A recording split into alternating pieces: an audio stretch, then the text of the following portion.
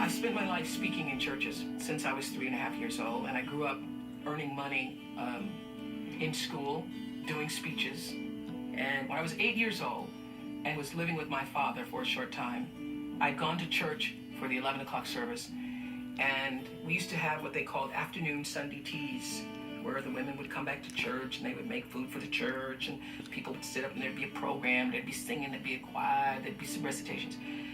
And the little girl who was supposed to speak and do the welcome had gotten sick and couldn't do it.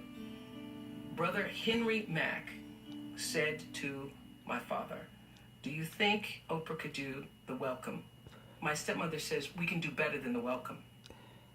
I'm going to teach you Invictus by William Ernest Henley."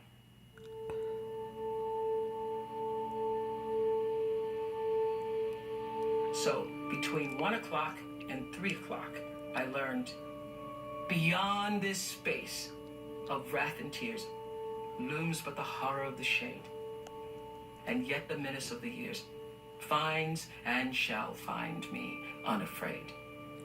It matters not how strait the gate, how charged with punishment the scrolls. I am the master of my fate. I am the captain of my soul. I didn't even know what I was saying. I learned it. I thought, master my fate, captain my soul. I like that part. I took that to heart, and that became a mantra for myself. It was a lesson in excellence that I learned that has stayed with me forever. And that is, when you do well, when you do your best, people notice.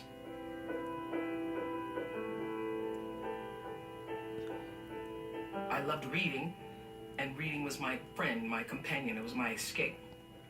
So in the 3rd grade, when we were given the book Honestly Katie John to read, and I turned my book report in 3 days after the book was given, we'd had 2 weeks.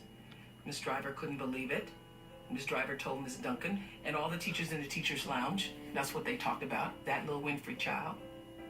The reaction from my 3rd grade teacher to me turning in the book report early said, "Oh, I like that. When you do well, people notice. When you do your best, people notice." And that is true. Whether you are making fries at a fast food restaurant, if yours are the best fries, people always want to come to your line.